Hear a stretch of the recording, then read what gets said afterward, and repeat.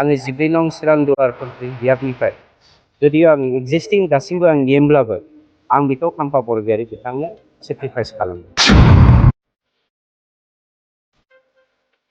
40-40थाखौनो जों इउपिपिएल दोलो देरहानायनि थाखाय थाब थियारि जागासिनो।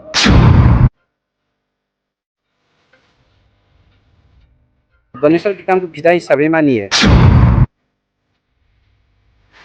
दै गबोनाय समावहाय फेम्फोनायाव हमग्रांनानै मेथेखायाव हमग्रांनानै गावखौ बासायनो हायो।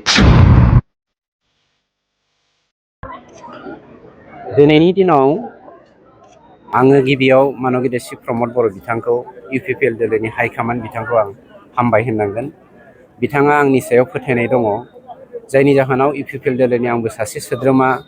बे सोद्रोमाफोरनि गेजेराव आंखौ दिनै बावखुंग्रि बियाबनि सासे केन्डिडेट हिसाबै इउपिपिएल दोलोनिफ्राय सिलेक्सन खालामबाय। नैथियाव आङो जोंनि इउपिपिएल दोलोनि साफ्रोमबो सिनियर लिडारफोरखौ हामबाय होनदों। बिथांमोननि सापर्ट आशीर्बादा जेब्लायबो आंजों दङ आरो जोंजों दङखाय जोङो साक्सेसफुलनि लामाजों आवगायबोबाय थानो हादों। गासैबो जाथि जनगोष्ठीया दिनै बिटिसि आवहाय इउपिपिएल दोलोखौ सापर्ट खालामदों। बेफोरबायदिनो जोंनि नैबे बावखुंग्रि बियाबावबो मोनफ्रोमबो जातिनि साफ्रोमबो सुबुङानो दिनै इउपिपिएल दोलोखौ मोनसे अल्टारनेटिभ वे हिसाबै गावनि राव हारिमु थुनलाइ आसार खान्थिखौ फोथांना लाखिनाय आरो गाव गावनि जिउ खांनायजों लोगोसे हारिखौ गोजौआव बोखोनायनि थाखाय खामानि मावनो इउपिपिएल दोलोखौ सापर्ट होनायजों लोगोसे जोंनि प्रमद बर' बिथांखौ सापर्ट होनायाव आवगायबोदों। 40टा बिटिसिनि 40टा समस्तियानो जों साफ्रोमनिबो बियाब। बावहाय गोबाङा गोबां गेम गेलेनो हागौ। उद्धारता होननाय मोनसे राव दङ। प्लास दिनै ग्रेटार इन्टारेस्टआ दुलाराय बर' फरायसा आफाद आरो बर' साहित्य सभानि आमब्रेलानि सिङाव बर' हारिनि खौसेथिनि बाथ्राखौ लानानै जोंनि इउपिपिएल दोलोआ जेब्लायबो खौसेथिनि खामानिखौ मावगासिनो दङ।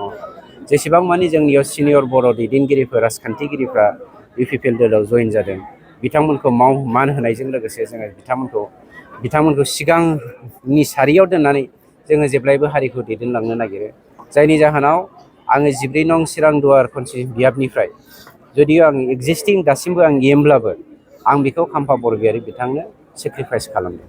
बिनि जाहोना बे नङा जे आङो नैबेखौ लुबैनानै मोननो लुबैनानै फैदों। गुबै खोन्थाया जादों जों सेक्रिफाइस खालामलायदों। मानोना हारि दानाय हालाम दानायनि खोन्थाया जोंनियाव फैदों।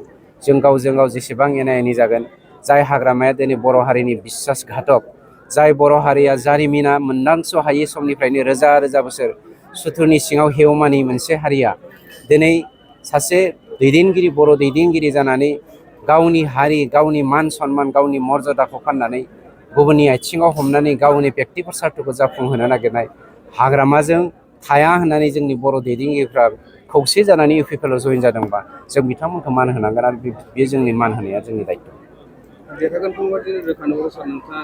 बावखुंग्रिल' नङा, गणेशवराथ' थांखाबाय, जेनखाबाय, जेननानैनो बायदिसिना बखिगासिनो दङ। आं गणेशवर बिथांखौ बिदा हिसाबै मानियो। बिथाङा खिन्थु आंखौ गावनि फंबाय हिसाबै मर्यादाखौ दोननो रोङाखै। जिखियानो जाया बे बिथांनि खोन्था। जेब्ला मानसिया थैनोसै समाव दै गबोनाय समावहाय फेम्फोनायाव हमग्रांनानै मेथेखायाव हमग्रांनानै गावखौ बासायनो हायो, बेबायदि अबस्थायाव दिनै बिपिएफनि अबस्था जानानै फैदों। दिनै जोङो आउट अफ 32थायाव जोङो देरहानो थांगासिनो दङ। दासिम मोनबायाव बिपिएफआ देरहानो थांगासिनो दङ, मोनथामाव बिजेपिया देरहानो थांगासिनो दङ। बे मोनथाम आरो मोनबाखौबो जोङो फोजोबनानै 40-40थाखौनो जों इउपिपिएल दोलोआ देरहानायनि थाखाय थाग थियारि जागासिनो दं।